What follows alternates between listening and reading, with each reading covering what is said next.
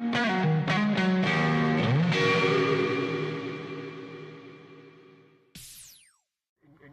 your realm, what is it that makes the tipping point to go from just a hunch or an idea to say, Well, yes, we're going to assign that and go for it? And I think in our case, I mean, we occupy a space where we recognize most of what people are doing online in terms of their travel research is they're seeking out information. It's more utilitarian. It's more service oriented. We don't have the luxury of in a magazine format or perhaps on TV as well, where you can really have lots of great feature stories, interest stories.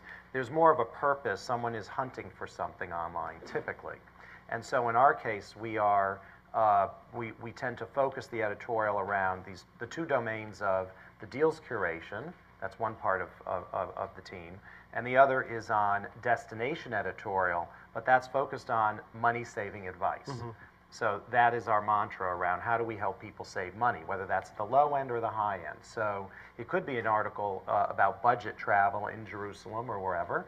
It could be an article about smart luxury travel in wherever. So we can cover it from different angles, but we do try to focus in on the nuts and bolts of new hotel openings or restaurants or perhaps new great value destinations that we want to cover in Europe, something along those lines that fit the overall strategy or mission of the site itself.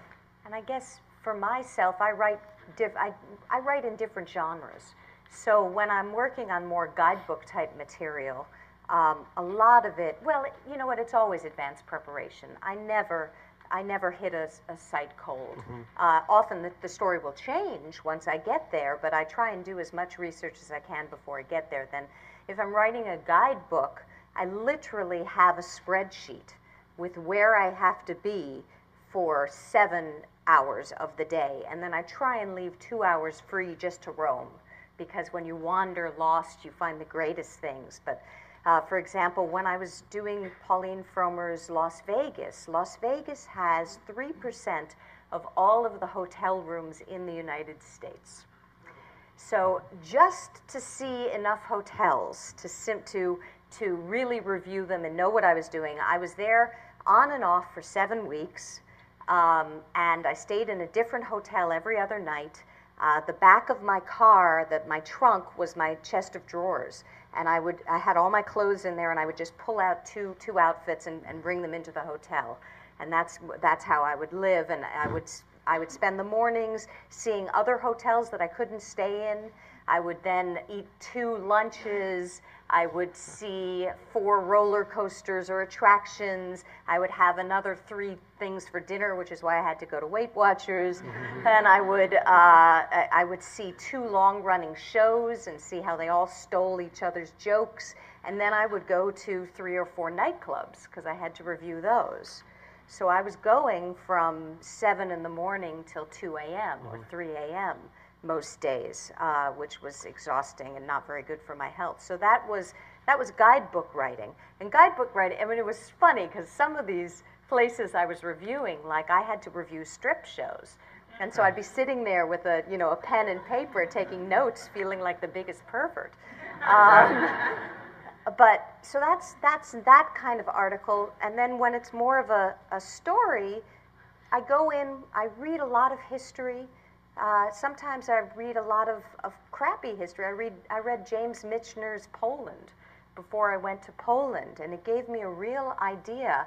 I approached Poland to kind of follow the heritage of my grandmother, who I was named for and never knew.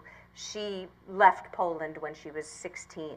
It's a long story, and I'd always heard about the pogroms and the terrible things that happened there because I'm of Jewish heritage, so I approached it with a real chip on my shoulder.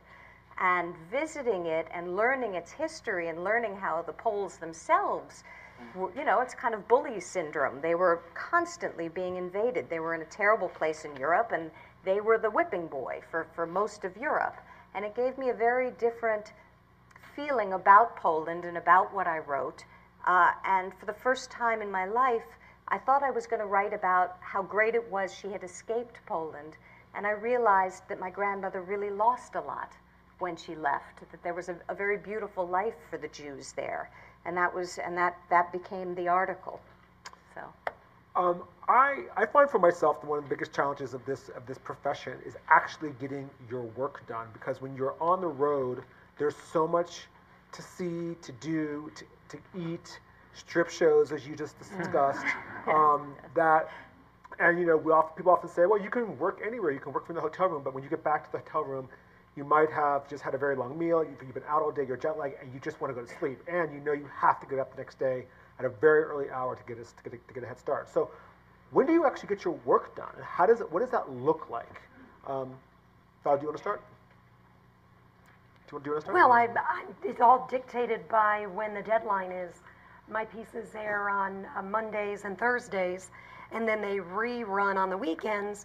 So I know that I have a deadline, and I push it to the very end because I'm a total procrastinator, and I wish I wasn't, but that gets me motivated.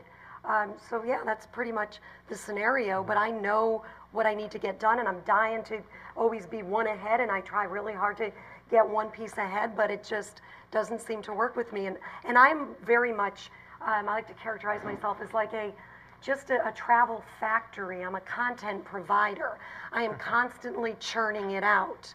And I think that's why I've had the measure of success that I have had and longevity in television, is that I'm able to just get this information out and do it quickly. And I have a particular format for New York One that I have to fulfill. So I kind of know it with my eyes closed. So you have very immediate deadlines then? Very immediate. Right. Oh yeah, I'm thinking about. Which is not the norm for writers, for example. No, I'm thinking about what am I doing Thursday? And today, and it's Tuesday night. So it all comes together. I mean, I have a sense of what I'm doing in the next couple of months, but I am a PR person's worst nightmare if someone's trying to pitch me a story and I need information, and I'll be like, okay, I need it now. What is it? Give it to me. Have you already put together your Thursday piece yet? Yeah, I'm working on it right now, but it's a roundup of Halloween spots to go up and down the East Coast. So I mean, that's a simple one. That's something that I'm doing, that I acquire video about. I'd say maybe just 1% of the stories that I do comes from acquired B-roll, and so to me that's like kind of a fun throwaway piece. That gives me a breather too. So I sort of go in little stretches where all summer long I went from Maine down to South Carolina for a Getaway Not Far Away series, because keeping the economy in mind, we wanted to do a series where people could just drive to their destinations. And I was constantly on the road all summer long. So like right now I'm in this sort of breather mode before it picks up again. James, when do you get your work done? How do you actually get the work done, James? I think that probably, unlike Val's case, there aren't specific deadlines. There may be blog posts or articles that eventually will get done, frankly, either on the plane or while I'm there or when I get back. So I do have more flexibility perhaps than most. But I would say that with writers that we've worked with, a number of them are independent freelance writers, and one of the positives is they can construct whatever schedule they want. At least with us, because we don't usually have hard and fast deadlines, we can be quite flexible. And so I would hope that they're able to manage a trip where they're able to build in enough of their own personal vacation time, along with doing what they need to do in terms of writing responsibilities. But there's no question that there is a bit of a tension there that has to be balanced.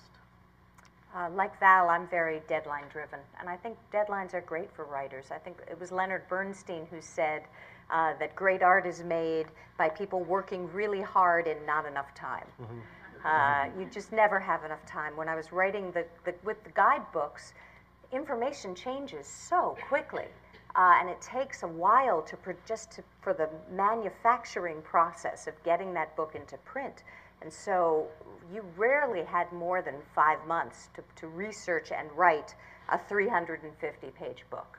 And so when I was writing the Pauline Frommer guides, I knew I had to write 2,000 words a day to stay on schedule. And if I didn't get to my 2,000 words a day, I didn't go to sleep.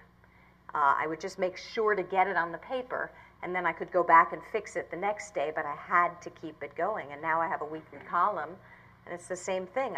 I know that deadline is there, and I've just got to fulfill it. So I take notes constantly, and I use my iPhone a lot. iPhone to what? Well, if I'm reviewing lots of hotel rooms, they start to look alike. And so I will take little videos on my iPhone and I'll narrate what I see. This is the so-and-so hotel. Oh, the bed is really squishy, that this is that.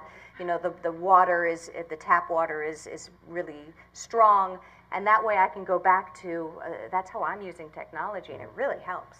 I tend to just take pictures of signs in strange languages so I can remember what they say, because you never seem to be able to find them again online.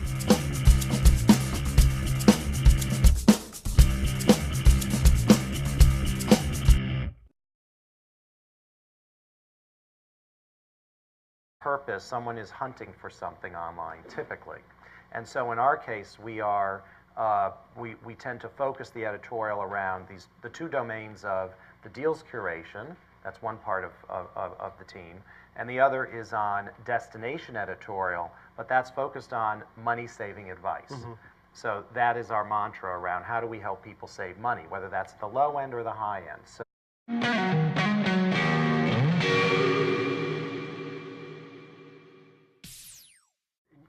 in your realm, what is it that makes the tipping point, like, to go from just a hunch or an idea to say, it's more utilitarian, it's more service-oriented.